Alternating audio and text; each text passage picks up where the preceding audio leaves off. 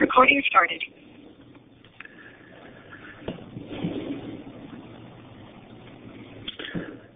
Hello and welcome to the 2012 Online Teaching Conference for the Evergreen Valley College. And the name of my presentation is eFolio Thinking in eLearning Environments. This is Dr. Bruno Kappes, and I'm a professor at the University of Alaska in Anchorage. And I've been very interested in this subject for quite some time, given that I spend a lot of time teaching online. In fact, I teach almost exclusively online. Let me mention a few things about my teaching history, and then I'll talk a little bit more about the topic of eFolio in eFolio thinking environments. I've been a professor of psychology and health science and been teaching for 39 years. I taught for 10 years on television, and then I've been teaching online for 12 years now. I've taught over 100 e-classes on Blackboard, which is approximately 300 students per semester, 900 students per year because I teach year-round. In fact, I'm giving this presentation from Paris. As a result of my online teaching, I'm able to travel all over the world and teach from anywhere there is a computer. Now, the classes that I typically teach, and again, these are all online, include general psychology, abnormal psychology, forensic psychology, psychology of stress and coping, and reactions to catastrophic events, which is basically a trauma class. These are all taught through Blackboard. Now, one of the things I wanted to talk about today is basically appreciation and understanding of where we've been and where we've come to today as a result of the increases in technology. Some of this may be review for you, so I'll go through this rather quickly, but it's just important to appreciate why there is what I would consider a revolution occurring in e-learning and the use of eFolio thinking as a part of that e-learning process. If you recall, the first generation teaching tools, as some of us who are old enough to remember, included chalk talk and typewriters and carbon copies, ditto machines, and even overhead projectors and slide projectors and mimeograph machines, if you recall that. We moved into what was called second generation teaching tools, which included television, computer, and liquid crystal display overhead, including internet and courses, learning platform systems like Blackboard, and even multimedia projectors. But the problem with this strategy of second generation teaching tools was that it was all top down. That is, we basically loaded material to the computer, and then we would have students basically download and print off that information. When we moved to the third generation teaching tools, which has occurred with what is called Web 2.0, as many of you recognize, we started teaching from what is called a bottom-up philosophy. With the advent of wikis and blogs and widgets and Skype and all sorts of social media and social interactions like Facebook and so forth, we started engaging in what is called bottom-up, where students bring materials to the class and participating in the class from their perspective, as opposed to the traditional way where the professor comes into the room and the lecture is all about him or her. And many times I barely knew, in a lot of my large classes with 200 students, I barely knew 5 or 10 students in the class. And it was typically about what I had to say, and I had to be on my mark, and I had to be prepared. Now that I teach online, it's all about the students presenting their ideas. And the nice thing about teaching online is that you can't miss class, you can't sleep in class, and everything you do is recorded. So that's been a new advantage to teaching online. Now, this attitude shift with the improving technology, the social networking, and then all these multimedia features has allowed this freedom of information through collaboration and association. And now we're having connections between people from many to many, or students are able to communicate with one another 24/7, any time of the day or night. And I find that many of my students are online at 2 o'clock in the morning, and Therefore, it's asynchronous, and that has been a tremendous advantage to teaching, because many of these students, we're not all on the same page at the same time, meaning if a class starts at 10 o'clock in the morning, that does not make it necessarily effective that everyone's on the same wavelength at 10 o'clock in the morning. So this asynchronous teaching has been a considerable improvement in the way we teach, because it's allowed students to ask questions and to participate when they're ready, when they've had time to think about these concepts rather than simply blurting them out in class. If you look at this kind of technology, at least the way that I've established my courses, I see e-learning as a collaborative constructivist process that you learn by doing, that the individual is not simply a receptacle that receives information, but actually is engaged in the information. And part of the e-learning philosophy is central to the courses that I teach by creating a community of inquiry. Garrison and Vaughan in 2008 indicated that if you were going to teach online, it was important that you create and be certain that you have three important types of presence: a social presence, a cognitive presence, and a teaching presence. And hence, I have modeled my classes after this, and I want to show you a little bit about that before we talk about eFolio thinking. The social presence supports a discourse in the class. The cognitive presence is from the perspective of the content that's selected for each of the activities, and then the teaching presence is part of setting the climate that myself and my teaching assistants allow for, and I will show you each of these by these specific e-tools that have been instrumental in helping obtain and produce these three types of presence. For example, in the teaching presence, we have a professor's blog. We, of course, have teaching assistants who participate. We have various lecture units. These e-lectures have been recorded. First, they were put on DVDs in the old technology. Now they're all online in the publisher. The publisher who has our e-textbook, our e-workbook, and now our e-lectures are all online. And if Blackboard goes down, they can simply go to the publisher because they have an account there, and they can access all their material, the e-workbook, e-textbook, and the e-textbook website and all the associated links. So there's an advantage to that in that we don't really deal with the bookstore, and the cost has been driven down from anywhere from $250 to $300 per semester down to now less than $100 for all materials. So that's been really an advantage. The teaching presence is also shown by my regular announcements, my weekly, sometimes daily announcements, the paper feedback, the PowerPoint feedback that they receive. We have streaming videos, films for each learning unit. We have various exercises. We have journals, practice quizzes, exams, study guides, and study key concepts available.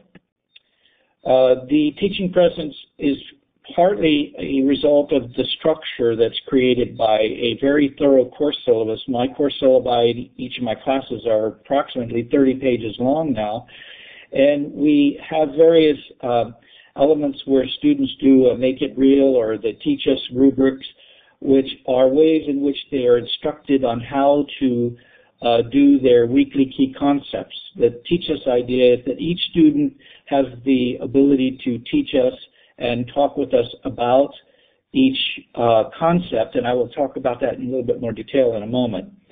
We have the PowerPoint rubric, the paper rubric, the do's and don'ts for online behavior, like the rules and etiquette for online behavior. We have a read this first to get them oriented. We have an academic honesty and plagiarism, a course information quiz, which has been very helpful so that we ensure that the students have read all the material and are comfortable with using the Blackboard site, because we found frequently we get a lot of questions if they've not read thoroughly through this. And they can take the course information quiz as often as they wish. We talk about basic skills for success, and then we give sample presentations for the students as well. The community inquiry that has the social presence dynamic is as a result of the e-tools that include the discussion boards, the participation feedback that they get from their fellow peer sharing or peer feedback. We have a movie discussion board, particularly in abnormal psychology, where students like to talk about their favorite movies and the psychological disorders that are often portrayed by Hollywood. We have a PowerPoint class presentation, so each student does a PowerPoint class presentation, and therefore they never miss the presentation because it's always there and it's available to them anytime they want. It's not like a traditional classroom where if they miss the presentation, then they're out of luck. We have progress blogs. We have, of course, the professors' blogs, and then we have the students' web page introduction, which we do with all our class, and then we have various study groups that are opened as well. The social process also includes instructor-student feedback, teaching assistant feedback, student-to-student feedback, and then the professor's blog feedback. We also use email and Skype in addition to the regular Blackboard discussion board. These are all different ideas that you may or may not have considered for some of your online instructions, and I'm hoping that maybe some of these you might find useful, or in effect you might say, yes, I use that as well, and have found out that these are very effective e-tools that may be creating the social presence. And I particularly like this model because it gives us an orientation for how to structure these e-tools. It's not just adding a new tool every semester for because it's new and it's innovative. It's more a question of what is the pedagogical philosophy and understanding for why we are including that particular activity. The cognitive social presence, as I mentioned, it deals with the Make It Real blogs, the Teach Us blogs, the reflective thinking, the discussion board, the sharing of ideas and external links, the participation responses, and then the study groups. These are just examples of how the cognitive social presence is available and structured. Students can submit and retain work digitally. We record and analyze student scores. Students, in fact, we've been doing a lot of that. I'm going to show you a little bit of how we go about analyzing student scores, and then later try to predict, because it's all online and it's all digitally recorded, we can then later go in through various statistical analyses and try to predict what are the best set of e-tools and dynamics that could predict a student's grade. So in addition to the students having their own grade book where they can be aware of their progress throughout the course on a very timely fashion, we can track their performance and then inquire course statistics as a result. This LMS, this learning management system, is sometimes being considered to be replaced by a personal learning space, is I think the better term for a learning management system. A learning management system is simply a platform, but now that we're talking about ePortfolios, we're really talking about a personal learning space, or PLS. Now, one of the advantages to the Blackboard, as many of you have seen, is to reduce the cost of printing, time control access to material anytime, anywhere, no more dog ate my paper excuses, although we've seen some that the dog ate my computer cord, or my granddaughter started pressing the buttons when I was taking the exam. And so we do have some technical issues, but they're certainly easily fixed, if you can think about it from that perspective. Anyway, the technology encourages creativity and engages students with different learning style, as we have found, and the fact that students can play something over and over if necessary, especially lectures that they may have misunderstood, or they might like to hear a little bit again, especially with students with a second language being English. Now, if you look at ePortfolios, and ePortfolios are interesting because I've been involved with ePortfolios for the last 5 or 6 years, and specifically very heavily on our campus in the last 2 years. And I've been presenting papers in London, Paris, in Spain, in particular Barcelona. Different European countries are currently very active with ePortfolio, and I suspect that, well, I know in the United States as well, the main Boston organization, ABLE, as it's called, has been very, very active in ePortfolios. I'll talk a little bit about that in a moment and name a few of the portfolios that you might consider. But the goal of ePortfolios is to allow a student to demonstrate independent mastery, establish metacognitions, produce a transfer of skill, engage in social feedback, and then as a tool for assessment. If you look a little bit more closely, each of these I'm going to discuss briefly. The identity part, or establishing an independent mastery, is based on the idea that the ePortfolio allows you to know thyself. It's a creative process. It's learner-centered. The student owns the learning. It allows for personal freedom and self-expression. If you look at what we then did, is we went in and looked at the pedagogical goal that we had for each of those three domains, if you recall, the social presence, the teaching presence, and the cognitive presence. And in this particular case, I'm using a stress management class to demonstrate what the pedagogical goal is, the corresponding e-learning activity, and then the ePortfolio activity for which that information or educational learning experience will allow for. Because an ePortfolio is a product of two domains, the process domain and the product domain. The process domain is all of the activity, the cognitive activity that a person engages in, and then the product is that which administrators and faculty and others can evaluate through the assessment process. So when we look at the end of the educational experience that a student has, we're often looking at how do we then evaluate the product. So independent mastery, I was looking at the pedagogical goals like the content assessment, the relaxation skills, which we provided through streaming audio, exercises, and self-rating. That included the process and a product, because at the very end, they had a product of the self-ratings of the various 12 to 14 relaxation exercises that they would do each week. Let's go to another area. I think you'll get the idea.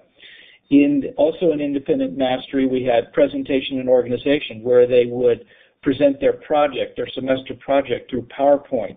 They would do weekly key concepts, and then at the end of the semester, they do a reflection paper or a growth paper that talks about what they have learned about their own ability to answer or cope with stress, I should say. Their creative problem solving included an assessment process, and then the books that they selected for the class that were specific to the stress that they were having and the stress that they were working on. And they had various websites that they chose to review, but it was all very personal and creative. By their choice, they would select what it was that they wanted to choose to work on based on a comprehensive assessment of their stress domains, if you will. And then they did the charting and the graphing in their personal diary. Both, again, would produce the process of learning, and then the product. They had something to show for it. So it was not simply a theoretical aspect, but more a practical skill that they could walk away with when they leave the course.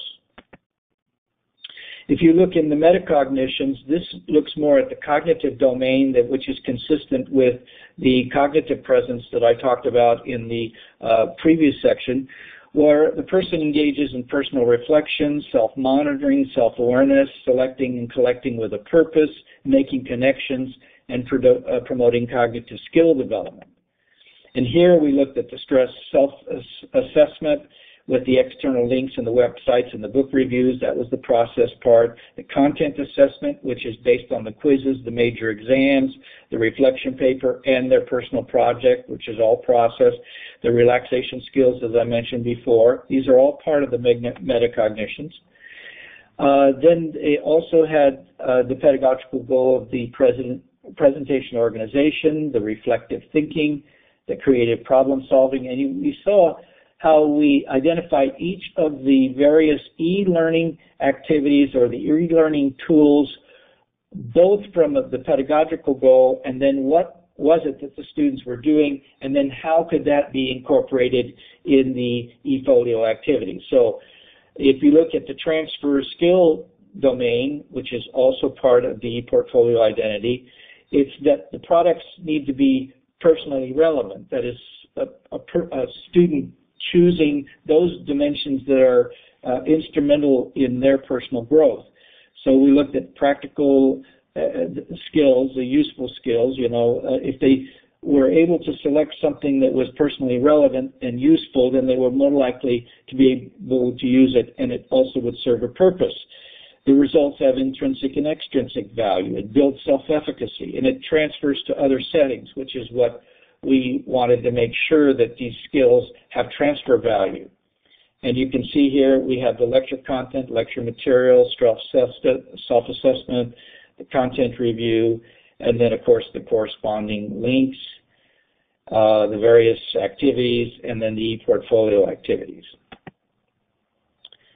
Now, the transfer skills were, again, methods by which you can take what you've learned on a cognitive and personal fashion, and then you can use them in your personal life.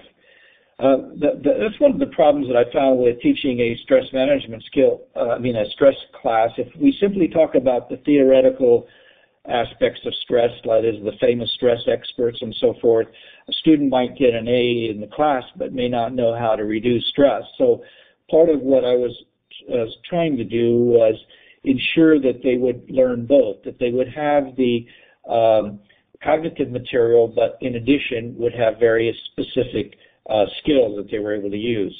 Now, the social feedback aspect was the sharing of their successes and the social networking that occurred with students supporting each other during the process of discovery. That is, they were able to observe and discover how different people in the class were managing their project, because each week they're required to talk about their success. And we found that this encouraging the peer feedback, and then it shapes observable reflective practice by watching what other students have done and what they have found successful. And surprisingly, it also promoted a sense of community, because it allowed them to feel as if they were all engaged in a similar process of searching of self-development or self-improvement. And so they were quite encouraging with one another. And we're talking about a class of 50 people. So the amount of activity for 50 students was quite impressive.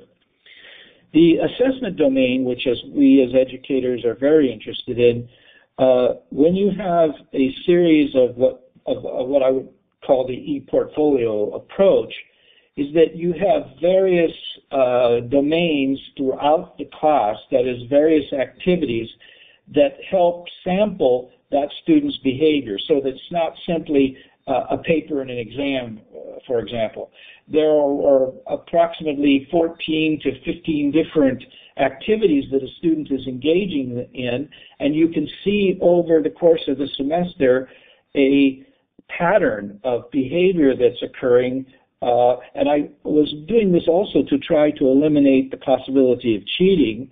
If you were to see any one of those areas to be so remarkably different from the others, it would suggest perhaps that somebody else did that for them, particularly with exams. So in the assessment component, we found this to be very valuable for quantifying activities, demonstrating evidence of success, allowing them to personalize the material. That also was instrumental.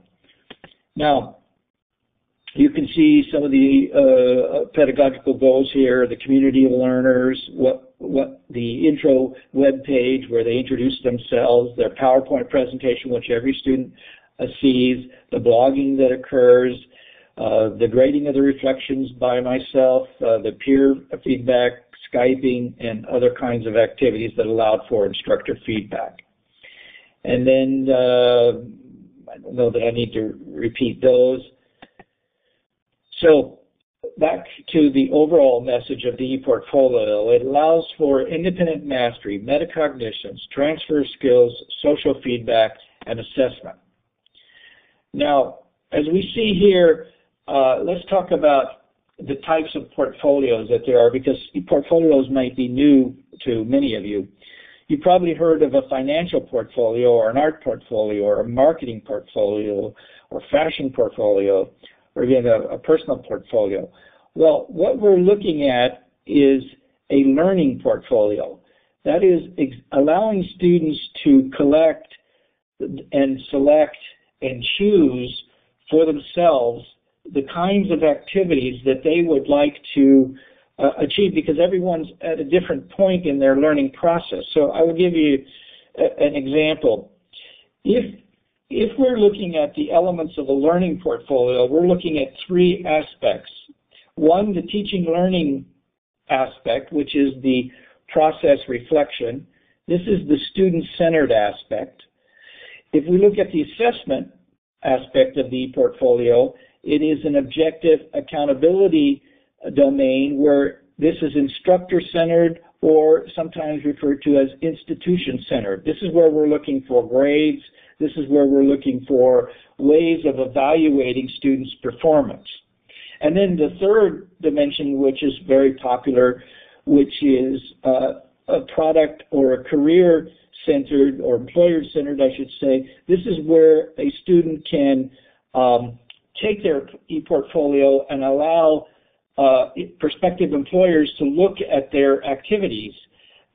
In the past, we felt that a transcript alone is really insufficient in exhibiting the quality and or the content of what it is that a person has really learned or earned in their respective training and their educational experience. Because two students might receive an A, but you can see that two students can be quite different in the quality of their product. And one of the things that the elements of a learning ePortfolio allows is for the students to then showcase their work, to showcase that which they're most proud of, and to also demonstrate where they were in the beginning, like say as a freshman, and where they are now as a senior, so they can actually observe the learning.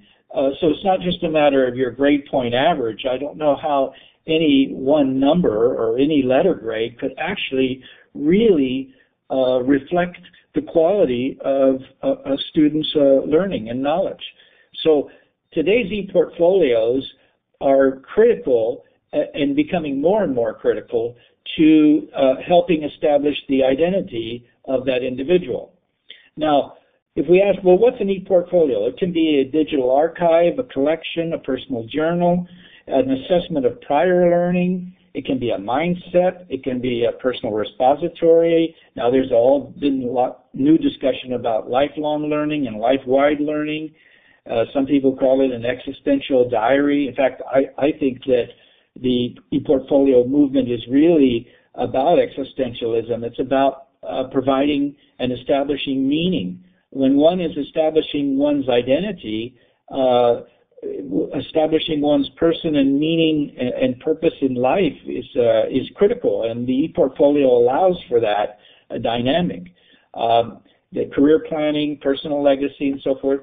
Now, some people say it's a dynamic record of personal and professional growth. ePortfolios facilitate the recording and the ongoing continuing professional development of lifelong learning and performance, because it's not just lifelong learning, it's life-wide learning, because we learn in so many different ways.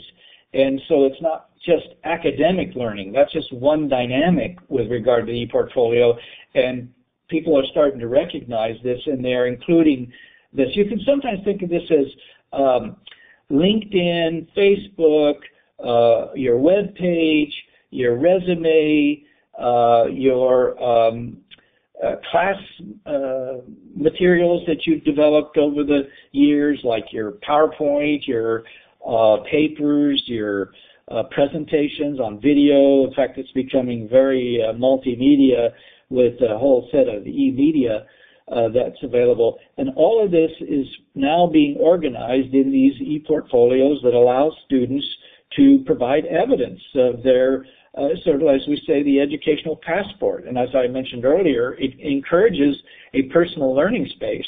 In fact, it's quite interesting that some people are actually taking pictures of their child with the sonogram before they're even born, putting them in their e-portfolio, and then after a person is dead, you can even go to the e-portfolio and leave your condolences. So we're talking about before birth and after death. That's the degree to which this digital identity is starting to take shape. Now, what can an e-portfolio do? Well, it can monitor, assess, customize, showcase, and as I was saying, from an existential point of view, it can provide meaning, focus, direction, identity, and purpose. And that is very existential when you think about it. Now, the metaphors for an e-portfolio include a dashboard, planner, showcase, laboratory, digital theater, Me 101, a journey, a story, a mirror, a window, a kaleidoscope of you and your activities. It can also be, as we saw earlier, it's sometimes, and Dr. Helen Barrett, if you Google Helen Barrett, you'll find she's the grandmother of e-portfolios, and she used to be at the University of Alaska Anchorage, and 20 some odd years ago, I recall when we were both using Macs, and so we were talking about this, and it's surprising that I saw her in London last year, and we hadn't seen each other in many years, and it's funny how we both have come full circle from where we both were, and as a result of technology, we've ended up in the same location, basically, even though we went off in two different directions.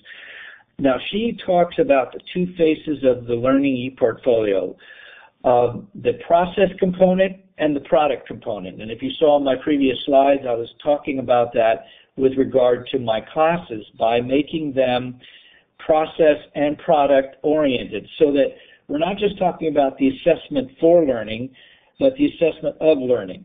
Recall the student-centered aspects of reflection and intrinsic learning that a student gets through all of the identity mastery issues we've talked about a moment ago, and the institutional-centered and extrinsic presenting aspect of accountability that we see with the product.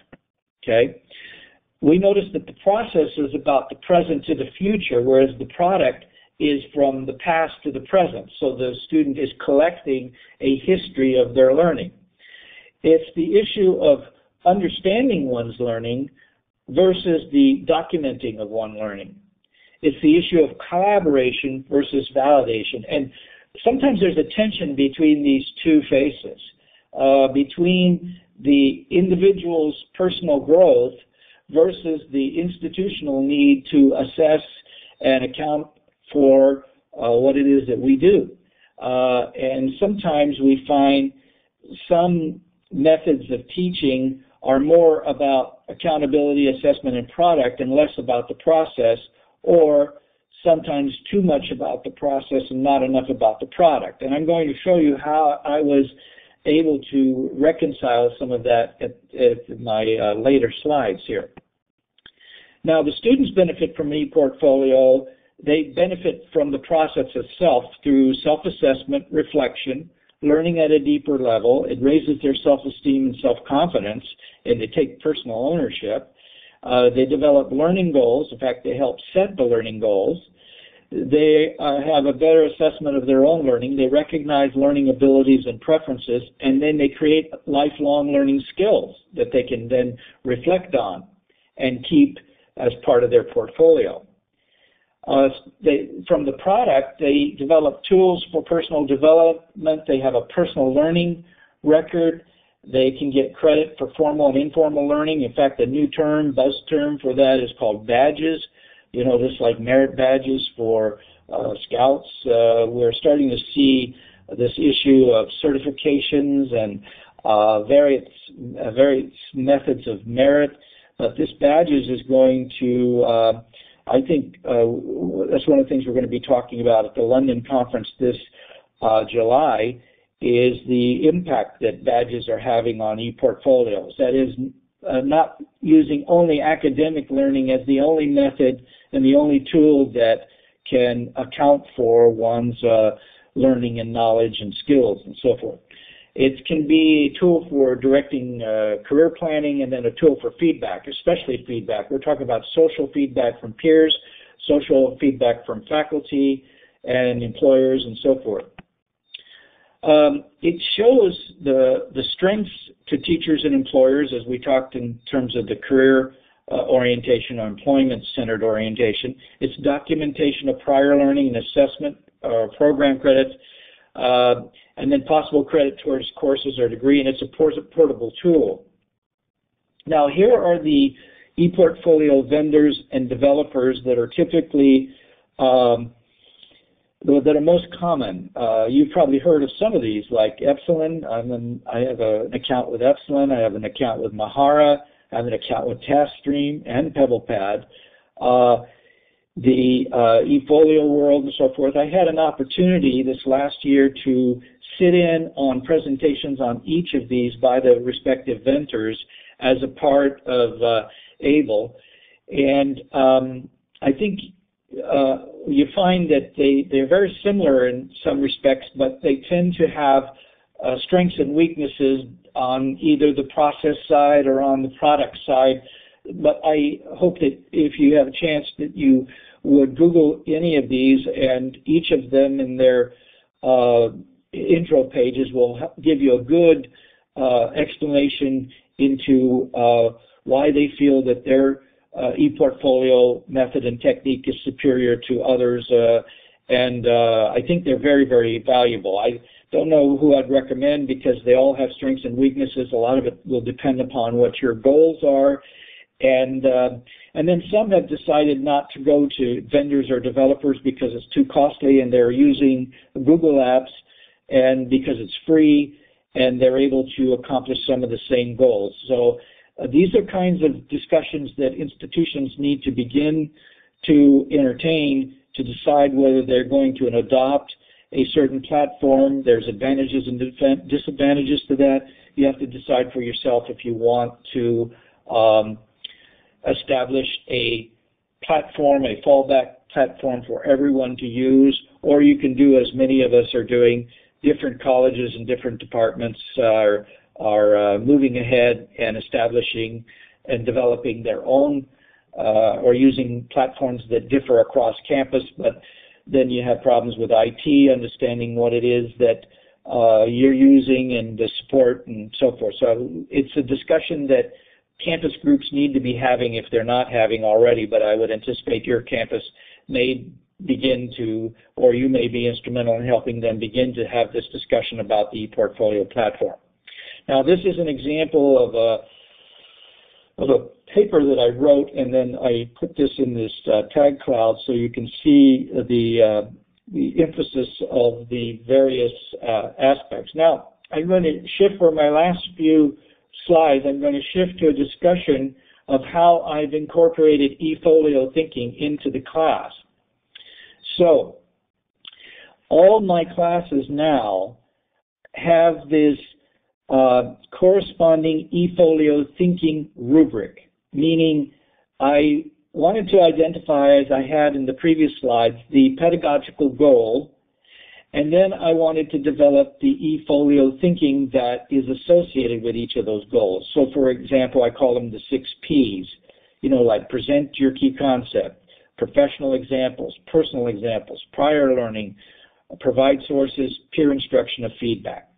So if you look at the pedagogical goal, the first part that a student does when they select a key concept to introduce to the rest of the class, and they do this every week, they choose any key concept from the lecture, from the e-workbook, from the e-textbook, and they present it to the rest of the class in the form of a discussion board.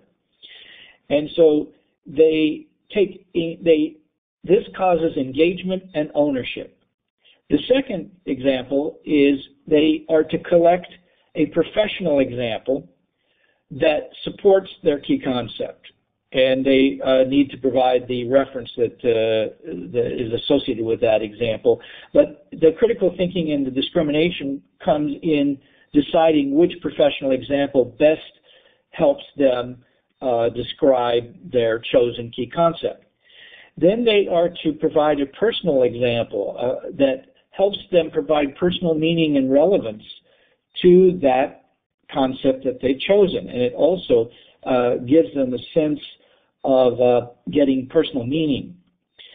Then they need to have, and this is one problem I'm sure many of you as faculty have had, students often learn in a compartmentalized way of learning, and when I ask them, when we're talking about some concept, I'll say, well, didn't you take that course?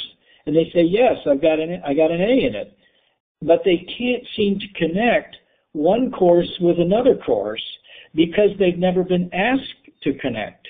So what we do in all our classes is we ask for them to make a connection to prior learning. It helps them to understand the relationship between various things that they've learned in the past, either inside or outside of the class, that relates to what they're learning now. And I've found this to be quite remarkable. And at first, students have a lot of problem with this because they're not used to connecting things that they've learned in the past. But now they are learning to pick from different courses across disciplines. They're picking courses and or things that they've learned that are not necessarily personal examples, but they're prior learning experience here. We want to have more academic experiences, and in their instructions, in their rubric, they're asked to provide prior learning examples, not a personal example here. We distinguish the difference there.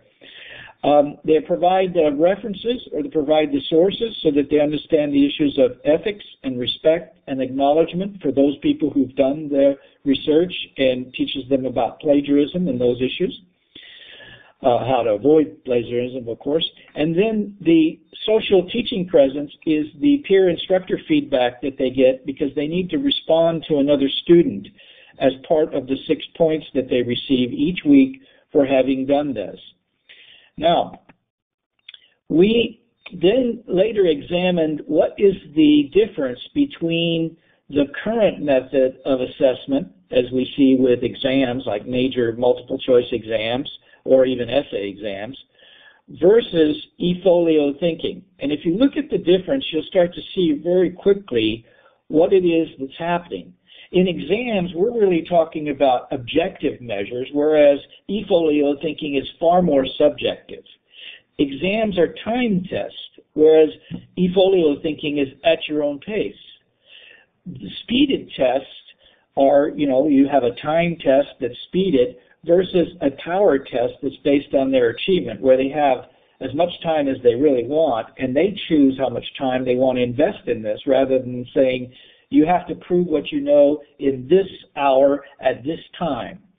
Also, in the regular exam and assignments, we're looking at a normative group or seeing how they compare to others, whereas we're looking through an ipsative point of view or looking at their personal best with eFolio thinking. It's the difference between crystallized intelligence, that is what you know, versus fluid intelligence, the ability to think on your feet. Where also exams are based on the professional view of accountability with regard to what a person needs to achieve, we look at eFolio thinking as establishing personal meaning and developing through reflection. In exams, as you all know, it's simply free recall or testing one's memory. Whereas with eFolio thinking, we're talking about critical thinking and metacognitions.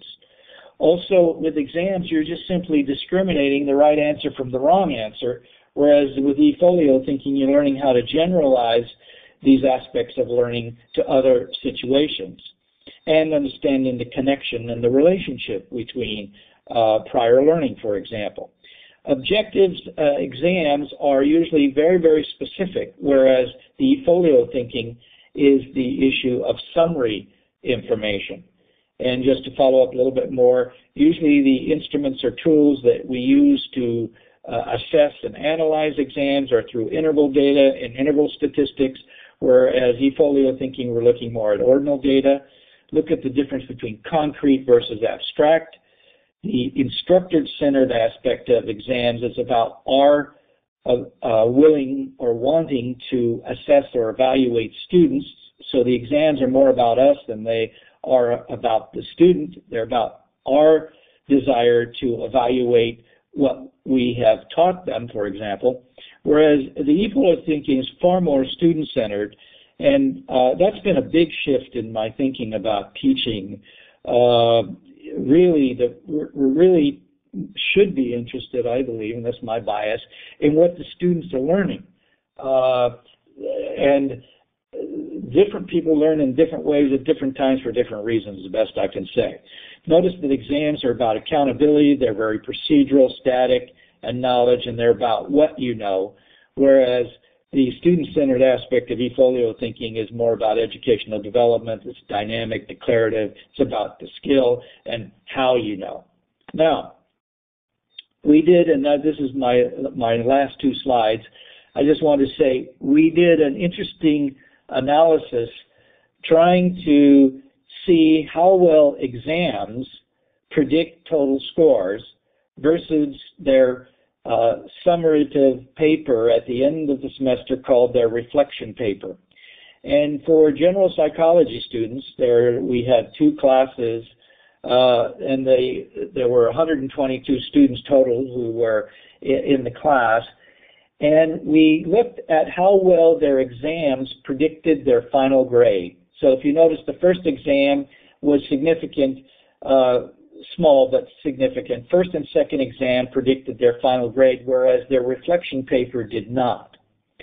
If you look at abnormal psychology, you'll notice that just the reverse occurred. While the exams did not predict final grade, and by the way, all these exams for all of these courses are open book. So there's really not much with regard to memory, but they are timed.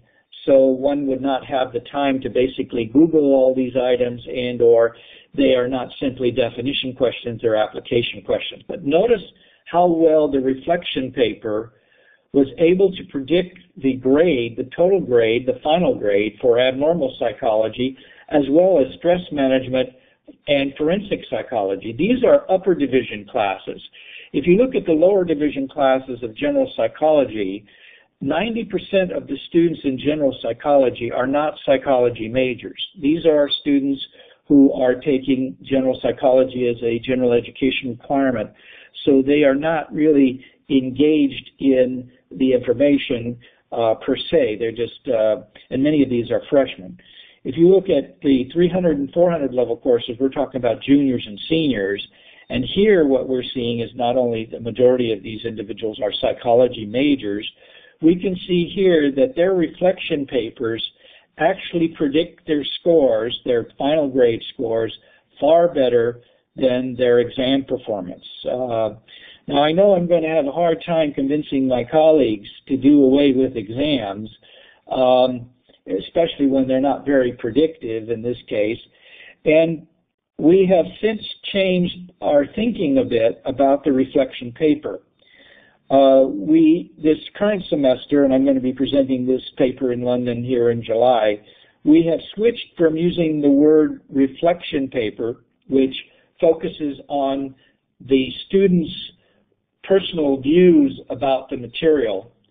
We've switched that to now calling it a critical thinking paper. And the critical thinking paper now is tied more to the content of the class rather than simply their personal processing of the information. We felt that we needed to still be very accountable for what it is that we're teaching, and we needed to have students being able to articulate the information. So in our next study, we're going to be comparing and contrasting the difference between how well does the reflection paper predict the total score versus exams versus how well does a critical thinking paper, which is geared far more towards the content of the class and less towards the opinion and or psychological processing. So I'll let you know how that goes. If you email me, I'd be happy to share with you our results. In fact, they should be analyzed here in the next couple of weeks because as I said, I'm going to be presenting shortly. But I'd like to leave you with this slide because I saw this slide and this really just exemplifies my thinking on this whole subject. In a Peanuts cartoon, basically Charlie Brown says, "Sometimes I lie awake at night and I ask, is life a multiple choice test or is it a true-false test?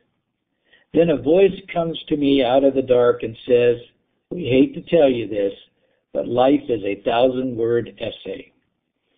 So I thank you very much for your attention if you were able to follow through all of this, and I hope that you're able to profit from any of these ideas. Please feel free to share with me, email me if you have any questions. I'd be happy to send you any information and or talk with you further about this topic. Thank you very much.